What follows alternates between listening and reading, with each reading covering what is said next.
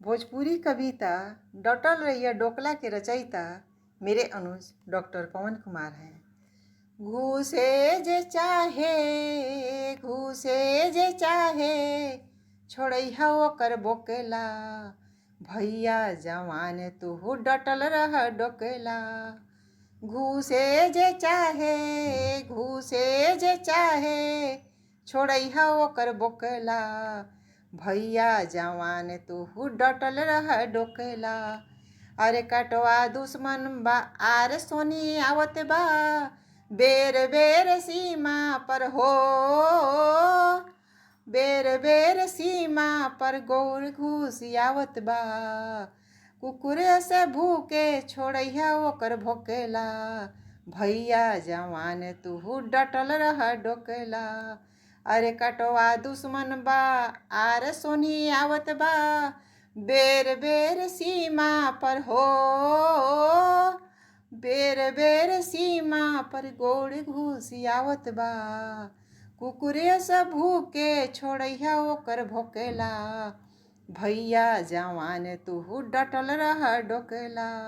नियत ओकर बाटे साम्राज्यवादी, एही से सबसे बनल बाटे बागी।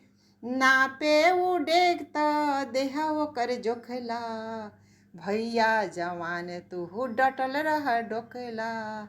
नियत ओकर बाटे साम्राज्यवादी, एही से सबसे बनल बाटे बागी। नापे उ डेग त देहा ओकर जोखेला, भैया जवान तू डटल रह डोकेला। बूता पर अपना ढेरे उ अगराए, दूसरा के धन देख ढेरे उ ललचाए। अपने मोटाए करे दूसरा के खोखेला, भैया जवान तू डटल रह डोकेला।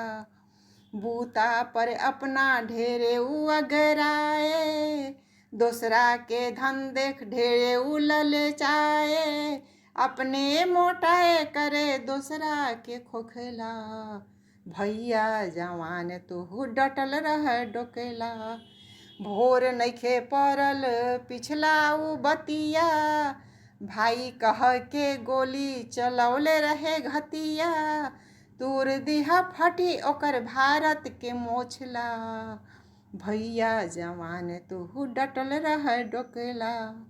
भोर नइखे पड़ल पिछला उ बतिया, भाई कह के गोली चलौले रहे घतिया।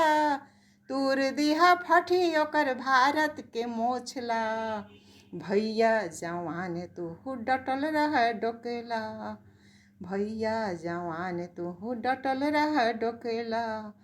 घूसे जे चाहे छोड़ैहा ओकर बोकेला, भैया जवान तू डटल रह डोकेला। भैया जवान तू डटल रह डोकेला।